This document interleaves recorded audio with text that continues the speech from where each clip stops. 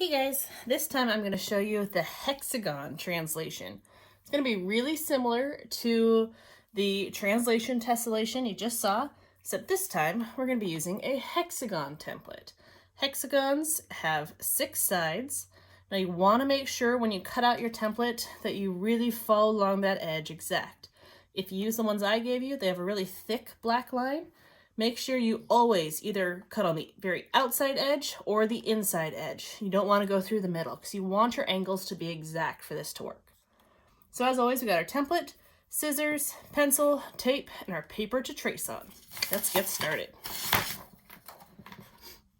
All right, so with our hexagon, we are going to label the sides, and just like our regular translation one, we want to label opposites. So A, opposite A. B, opposite B, C, opposite C. So they're directly across from each other. So with this one, it's that same sort of technique. I'm going to start with side A, and I'm going to cut out a design, and it's going to go all the way from corner to corner. I'm going to cut it out, and then we'll slide it over, translate it, and tape it onto side A. We're going to do the same thing with side B and side C. Let's get into it. Remember, our cuts gotta go from corner to corner. One solid cut, smooth cutting. Make sure you don't have jagged edges. There we go. So I take the A and I slide it down to match up with the A side. There we go. A little piece of tape. Line up the corners. And tape it down. Any tape goes off the edge, trim it. There we go. Now with side B, I probably don't want to cut from the same side right next to one I just cut, so I'm going to cut from over here. So that way it just makes a better design. So corner, this one's going to be more jagged to corner.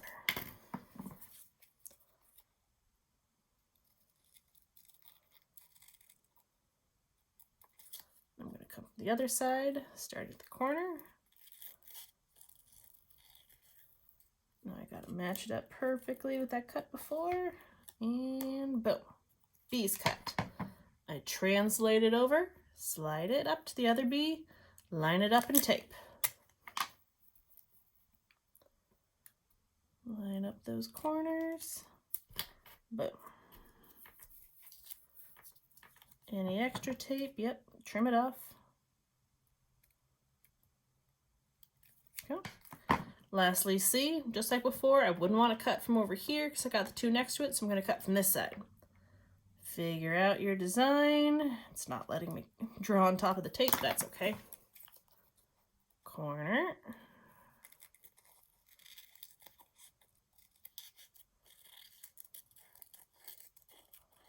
To corner.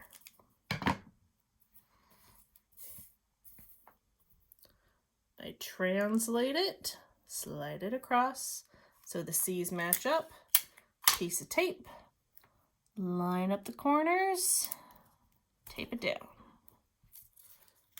Trim off any tape that's sticking past the edge.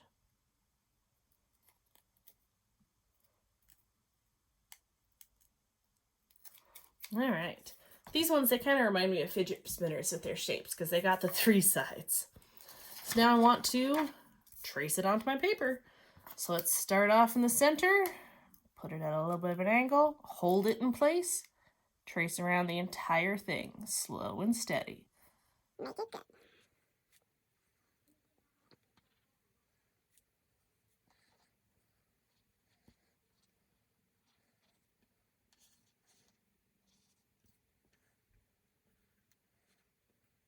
All right, once you're the entire way around, then we just need to translate it or slide it. I could go that way. See how these two line up? I could trace. I could go that way. Those two line up, or I could go that way. So you want to take your time, translate it, slide it over, make sure things line up, hold it in place, and trace. And you're going to do that across the entire page. Let me show you that nice and fast.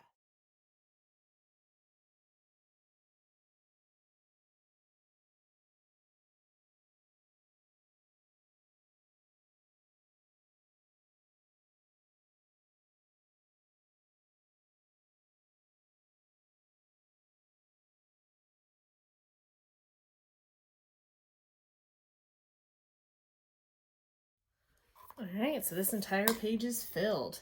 I definitely had some more issues with these as I got farther and farther out. I found I did not take my time as good as I should, so things did not quite line up as they were supposed to. So for that, it's okay.